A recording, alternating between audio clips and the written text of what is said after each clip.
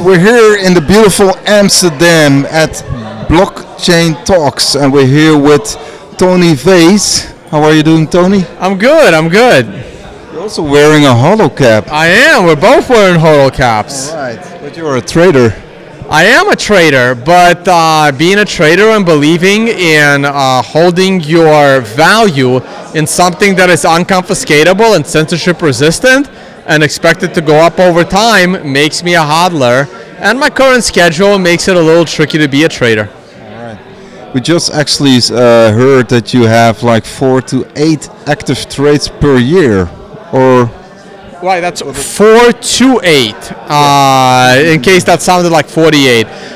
Over time, after 15 years of trading, I've pretty much learned that over trading is something that is very bad, and I try to only take on trades that have a huge chance of success, and I stay patient, and I only trade when the odds are in my favor. Almost like a poker player that will only play really good cards. Should be have good discipline. I mean, 4 to 8 trades.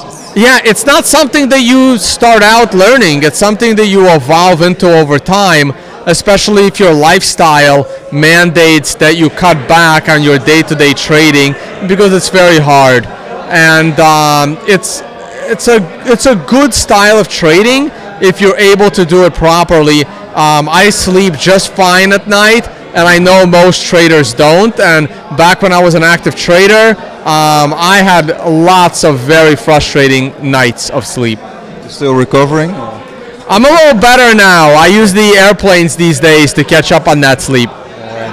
What was actually your last trade? Do you remember? Or? Oh yeah, I remember all my trades. I can't talk about them because that's my competitive advantage. But I absolutely do. I had one bad trade this year. That was unfortunate. Got a little too cocky. But I think I did about 3. Bitcoin? Or? No, traditional markets. I haven't placed any trades on Bitcoin this year. I had one bet involving Bitcoin. That was a bet with Dark Poke for $10,000 that Bitcoin would fall below 6,000. That was my side, and I won that bet. So that was my only stake in Bitcoin this year. Other than that, it's my reputation. I've been a bear on the price of Bitcoin this entire year since the middle of January. $1,300. $1,300 is my worst case scenario, but 5,000 is more reasonable. And I'm sticking with my bearish outlook for the time being. Maybe I'll change my mind eventually, but for now, I still think we're going lower. Actually, you said it's around 64%. We're still in this bearish trend that Bitcoin will hit like even beneath $6,000. Yeah. I'm a chartist, and I'm looking at the weekly candles, and they're showing me a descending triangle. And descending triangles break to the downside between 65 and 70% of the time. You got to look at statistics and who makes them. And I believe in that statistic. So I expect a bearish triangle to break down. And if it breaks down with a 70% certainty, how far do I think it's going to fall? And I think we're going to fall almost 50%. So in that case, I am looking at a $3,000 Bitcoin. It will be painful, it will be frustrating, but you need that frustration for the market to reverse. If it was easy, everybody would be a billionaire. And if it's reversed, then it becomes very aggressively, it can't come up. I mean, go up. Yeah, eventually the market will reverse. Bitcoin has amazingly strong fundamentals. I think Bitcoin will go to new all-time highs. I think we'll go above $20,000, but I don't think it's going to happen this year. It may not even happen next year, but by 2020, by the halving of 2020, I think we will be back to new all-time highs. But the road to get there is not going to be easy. It's going to be frustrating because it has to. Trading is hard. Investing is hard. If it was easy, everybody would be rich. Yeah, we saw this purple pattern in your charts that actually it pointed out that Bitcoin can go above these $20,000. I mean, yeah, with Bitcoin between early 2016 and all the way into mid 2017, Bitcoin was trending upwards in the channel that was nice and steady and consistent. But then in the middle of 2017, we broke straight up.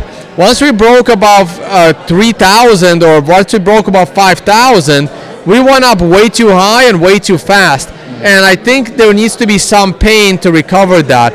We overshot to the upside, and I think we can overshoot to the downside. This channel that kicked off the bullish market in late 2015, that channel is currently saying that the proper valuation of Bitcoin is between 4,000 and 6,000 right now. And a year from now, that's probably that becomes between 10 and 12,000, or let's say 12 and 15,000 about a year from now. But we overshot that channel, so we can overshoot it to the downside. But by within a year or 2 years, we'll be back in that channel. And if we stay in that channel by 2022, we're looking at $20,000, $30,000 Bitcoin. Some people think that's too low. I think that's great. You just have to be patient. I mean, as a newbie, you just have to wait and then step in. I mean, it's not financial advice, but yeah, I mean, some people are professional gamblers, professional car players, professional race car drivers. If you're not patient in this high risk profession, you can die or lose all your money, which is a financial suicide. What makes you actually, because I saw your presentation and saw the discussion, you're pretty sure of your arguments. Eh? What makes you so sure? Are we talking about the debate against Bcash? Or are we talking about price predictions? Yeah, let's talk about price prediction before. I mean, I'm pretty sure I have to be. Look, it's just percentages. I'm as sure as the percentages.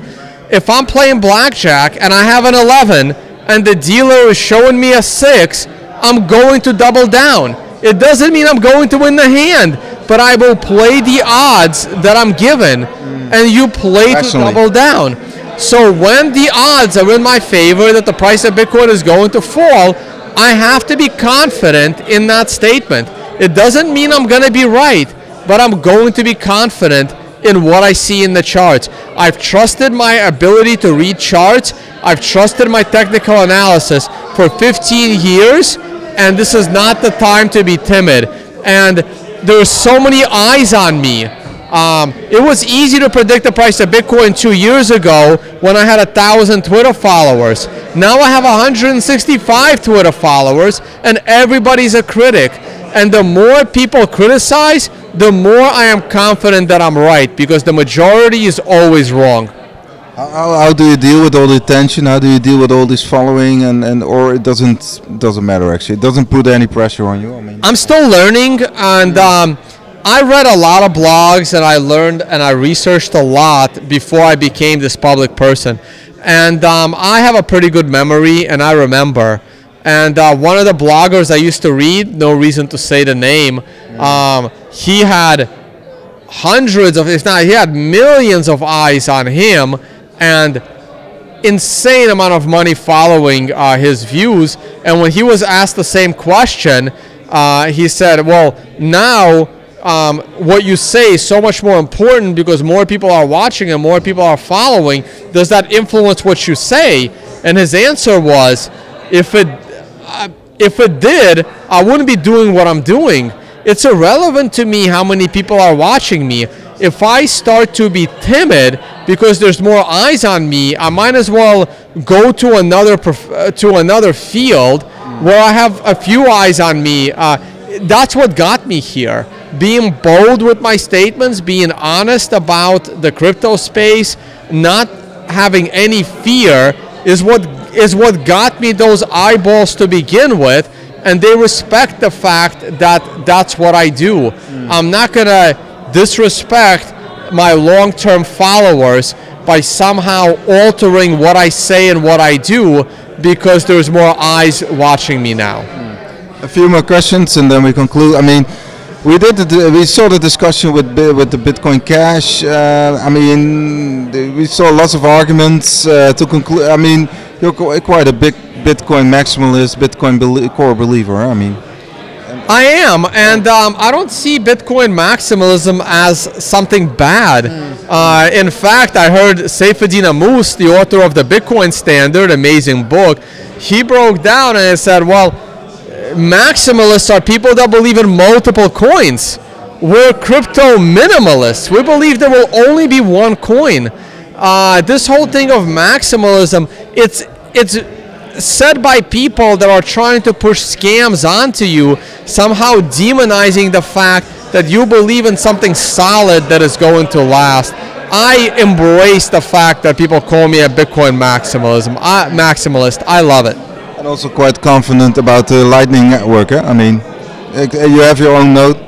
I have to be. I don't have my own Lightning node yet, but I will. Of course, I'm confident about the Lightning Network. I entrust the developers of Bitcoin to do the right thing with their expertise. Just like if I needed major surgery, I will look for the best surgeon I can find, and I will trust them with my life. I have discovered the best blockchain engineers, the best blockchain programmers, and I entrust them with my financial security, because just like I am not capable of performing my own surgery, I am not capable of programming my own money. And I will entrust the smartest people I can find to entrust in that programming. Just the same way we all entrust the best nuclear scientists to build a nuclear reactor to give you electricity. Blockchains are no different. I outsource the brain power to those that can do something better than me, and I have to have confidence in them. And if they have confidence in Lightning Network, I have confidence in Lightning Network. And last thing, I mean, you did this cruise, Mediterranean cruise. We also did the debate with Roger Ver and Jimmy Song was there as well. How do you look back on that debate? I mean, it was quite, yeah, I don't know, black and white. I thought the debates were good. I felt Roger Ver frustrated Jimmy quite a bit, and I thought there was a couple of things that Jimmy didn't say. And that's why I took the opportunity in order to debate Roger some more. I thought Jimmy did a great job. Nothing against Jimmy and what he did, but I thought it was good that both of us got a chance to say something. I walked away very confident in my debate with Roger.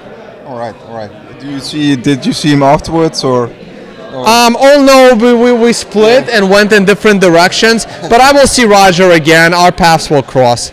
Roger and I are still pretty civil to each other. All right.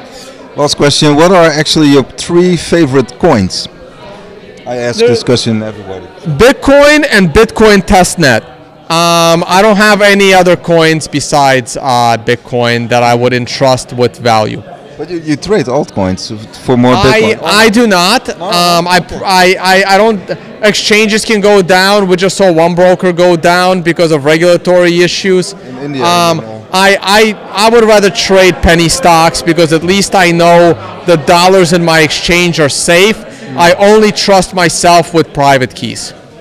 So I don't trade altcoins for more Bitcoin, but I'm okay with people that do. What bothers me is people that tell you that Ripple is the future of blockchains, and that bothers me. Yeah, you don't like Ripple? It's a centralized, useless token.